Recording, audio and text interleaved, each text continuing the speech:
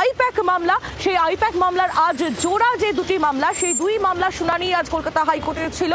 কলকাতা হাইকোর্টে এই দুই মামলার শুনানি হয় বিচারপতি শুভ্রা ঘোষের এজলাসে।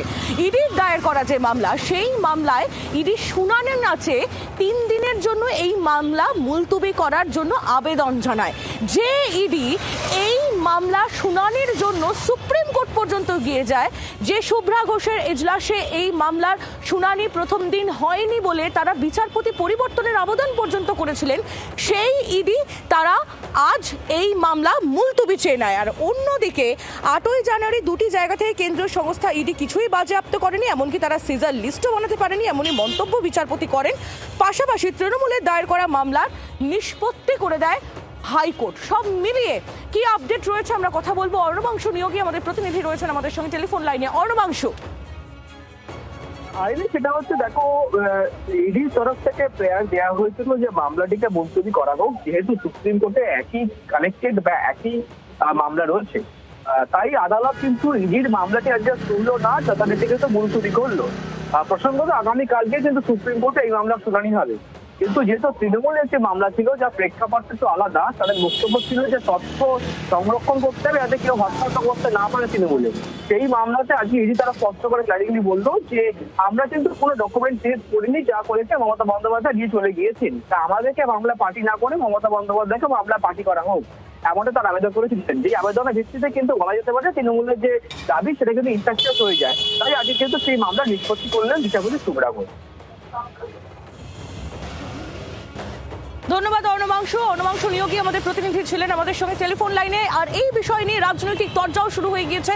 আপনাদের শোনাবো কল্যাণ বন্দ্যোপাধ্যায়, তৃণমূল কংগ্রেস নেতা তথা আইনজীবী, তিনি এই ঘটনায় কি বলছেন, পাশাপাশি কুণাল ঘোষ তার বক্তব্য আপনাদের শোনাবো, এবং পাল্টা রাজ্যের বিরোধী দলনেতা শুভেন্দু অধিকারী তিনিই বা কি বলছেন শুনুন পরপর।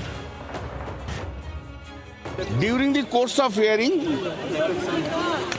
the ED had taken the point of maintainability, and for that reason Mr. Raju had taken almost 50 minutes time. Then said that nothing was seized from the office of the IPAC. Therefore, the writ petition has been disposed of since no seizure has been taken place. আমরা আমাদের বক্তব্যে, আমাদের অভিযোগে অটুট আছি এবং ED তার কোনো উত্তর দিতে পারছে না। তারা কখন সে বাড়িতে গেছে, তারপরে অতটা সময় তারা ওখানে কি করছিল? 2020 বা 2021 সালে তো তার মালিক হচ্ছে প্রশান্ত কিশোর। প্রতীক জৈনের বাড়িতে বা অফিসে কেন? কারণ আজকে আমাদের ইলেকশন ডকুমেন্টস, ক্যাম্পেইন ডকুমেন্টস ওদের কাছে আছে।